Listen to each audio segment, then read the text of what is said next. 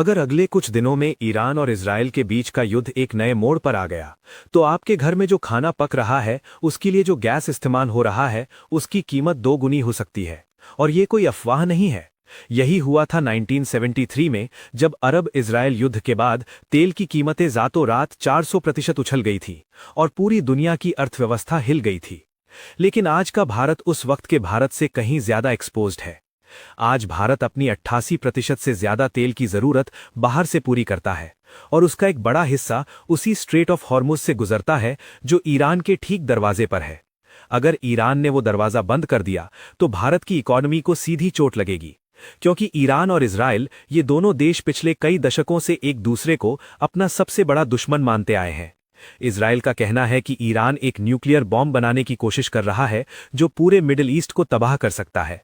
वहीं ईरान का कहना है कि इजराइल एक अवैध कब्जा करने वाला देश है जिसे नक्शे से मिटा देना चाहिए। अभी का ये युद्ध सिर्फ 2 देशों की लड़ाई नहीं है, ये एक पूरे रीजन की आग बन चुकी है, और इस आग की तपिश हजारों किलोमीटर दूर भारत तक पहुंच रही है। अगर मिडिल ईस्ट में युद्ध और बढ़ा तो अमेरिका भारत पर रशिया से तेल न खरीदने का प्रेशर बढ़ा सकता है। तब भारत के सामने एक बहुत मुश्किल चॉइस होगी, या तो अपने दोस्त रशिया को छोड़ो या अमेरिका से दुश्मनी मोल लो। ये डिप्लोमेसी का वो कांटा है जो भारत को अंदर से चुभेगा। दूसरी चीज, गल्फ कंट्रीज में इस वक्त करीब 90 लाख भारतीय काम करते हैं। ये वो लोग हैं जो केरला, यूपी, बिहार, राजस्थान, आंध्र प्रदेश से अपने परिवार छोड़कर गए हैं ताकि उनके घर में 2 वक्त की रोटी आ सके। इनमें से बहुत लोग कंस्ट्रक्शन वर्कर्स हैं, नर्सेज हैं, सिक्योरिटी गार्ड्स हैं, ड्राइवर्स हैं। हर महीने ये लोग मिलकर करीब 2 से 3 लाख करोड़ रुपए भारत भेजते हैं। अब जरा सोचिए, अगर गल्फ में वॉर की आग फैल गई तो इन 90 लाख लोगों का क्या होगा? इन सभी लोगों को इवैक्यूएशन करनी होगी, और ये कोई छोटा काम नहीं है।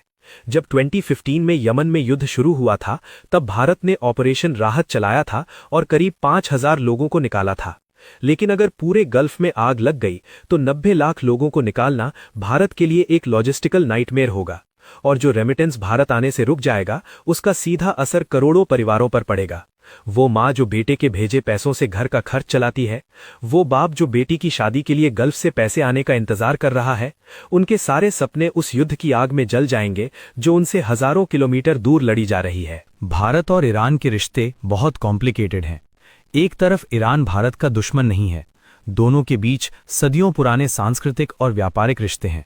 तो दूसरी तरफ ईरान पर अमेरिका के सैंक्शंस हैं और भारत अमेरिका से भी दोस्ती रखना चाहता है।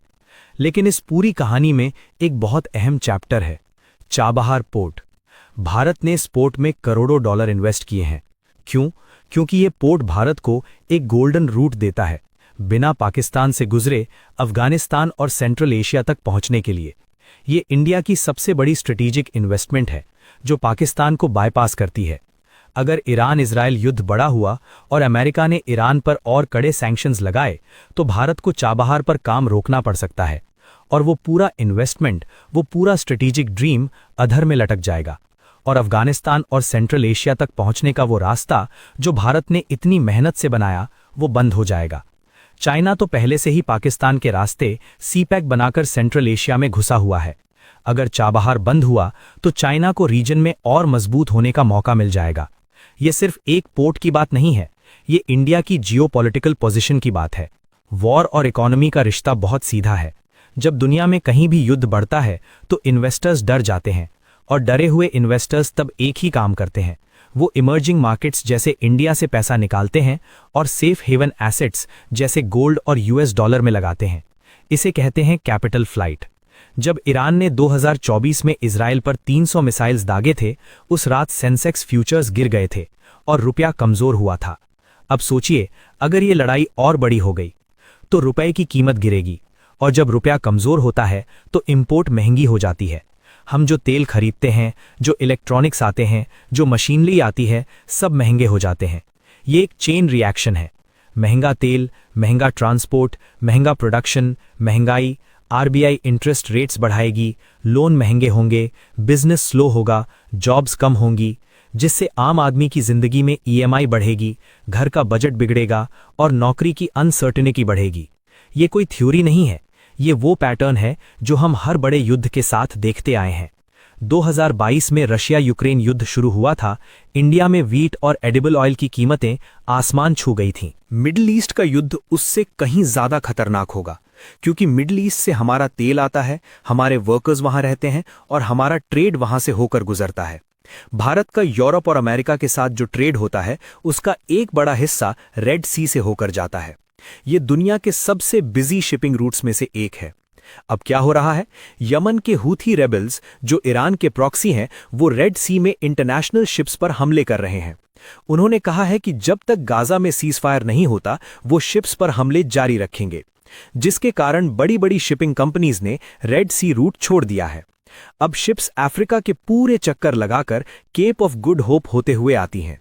इससे शिपिंग का समय 10 से 14 दिन बढ़ जाता है, कॉस्ट बढ़ जाती है। भारत जो गुड्स एक्सपोर्ट करता है, टेक्सटाइल, फार्मास्यूटिकल, इंजीनियरिंग प्रोडक्ट्स, वो यूरोप तक पहुंचने में देर होती है और महंगे पड़ते हैं। इससे इंडियन एक्सपोर्टर्स की कंपेटिटिवनेस कम होती है। और अगर ये सिचुएशन और बिगड़ी, अगर गल्फ ऑफ ओमान में भी तनाव बढ़ा, तो इंडिया की इंपोर्ट और एक्सपोर्ट दोनों पर सीधा असर पड़ेगा। हमारे बंदरगाह कांडला, मुंद्रा, जेएनपीटी, इन सब पर प्रेशर बढ़ेगा। लॉजिस्टिक्स चेन डिसरप्टेड होगी और वो कंपनीज जो जस्ट इन टाइम मैन्युफैक्चरिंग पर चलती हैं, उनके लिए ये एक नाइटमेयर होगा। अभी भारत एक बहुत मुश्किल डिप्लोमैटिक पोजीशन में है। एक तरफ इजराइल है जो भारत का एक जरूरी डिफेंस पार्टनर है। इजराइल से भारत हथियार खरीदता है, ड्रोन टेक्नोलॉजी लेता है, एग्रीकल्चर टेक्नोलॉजी लेता है। दोनों देशों में बहुत गहरा टेक और डिफेंस कोलैबोरेशन है।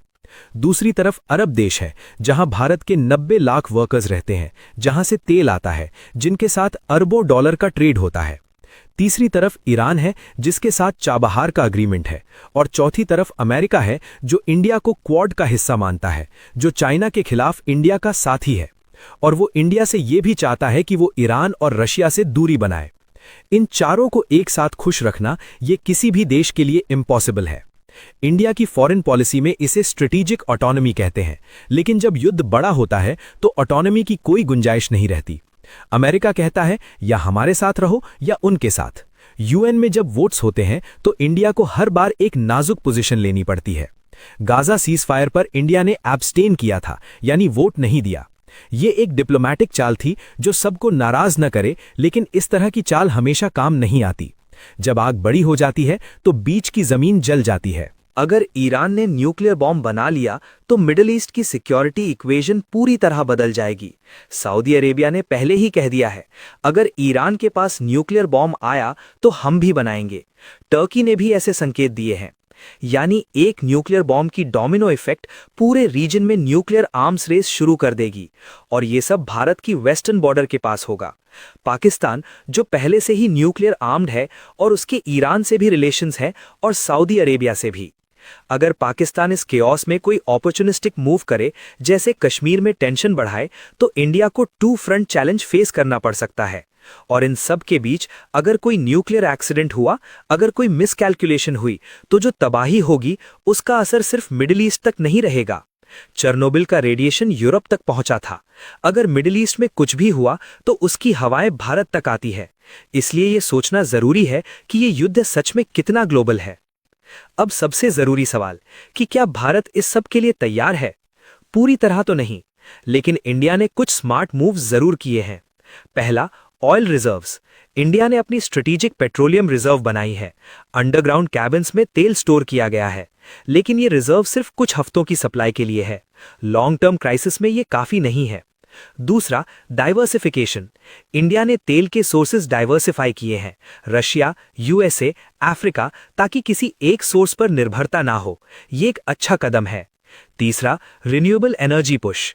इंडिया सोलर और विंड में तेजी से इन्वेस्ट कर रहा है। 2030 तक 500 गीगावाट रिन्यूएबल एनर्जी का टारगेट है। ये एक लॉन्ग टर्म सोल्यूशन है जो इंडिया को एनर्जी इंडिपेंडेंट बनाएगा। चौथा, evacuation preparedness. Operation Ganga, operation राहत से इंडिया ने दिखाया है कि वो क्राइसिस में नागरिकों को निकालने में केपेबल है।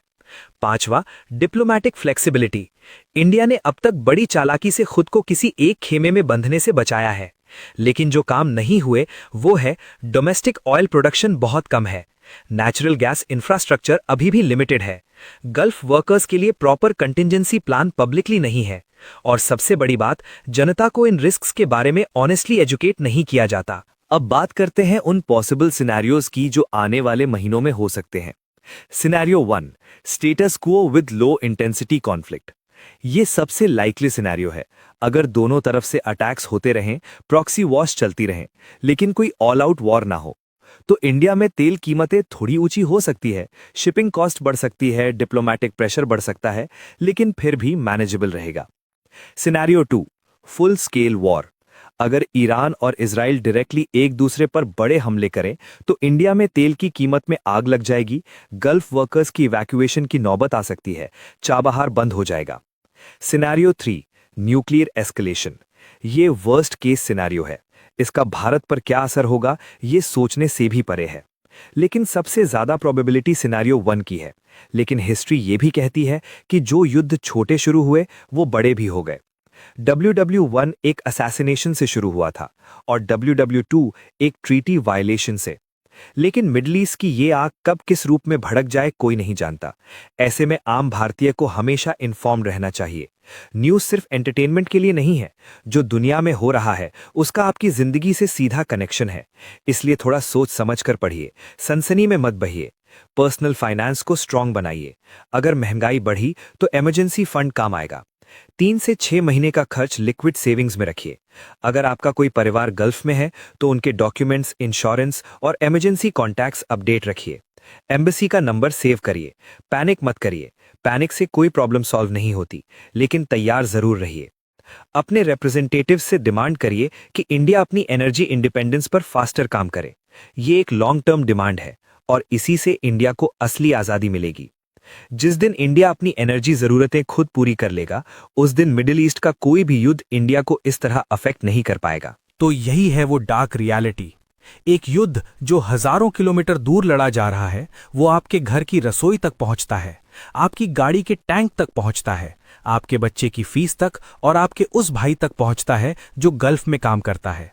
इंडिया एक राइजिंग पावर है, लेकिन हम अभी भी एक एनर्जी डिपेंडेंट देश हैं, और जब तक ये डिपेंडेंसी रहेगी, मिडिल ईस्ट की हर लड़ाई हमारी भी लड़ाई बनी रहेगी। दुनिया बदल रही है तेजी से, मल्टीपोलर वर्ल्ड बन रहा है, हर देश अपने इंटरेस्ट में खेल रहा है।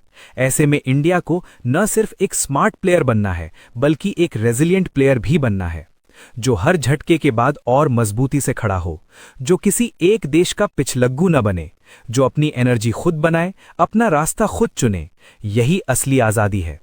अगर ये वीडियो आपको कुछ नया सोचने पर मजबूर किया हो तो इसे उन लोगों के साथ शेयर कीजिए जो सिर्फ ब्रेकिंग न्यूज़ देखते हैं लेकिन उसके पीछे की असली कहानी नहीं जानते। और कमेंट में बताइए आपको क्या लगता है, इंडिया को इस सिचुएशन में सबसे पहले क्या करना चाहिए। धन्यवाद। जय हिंद।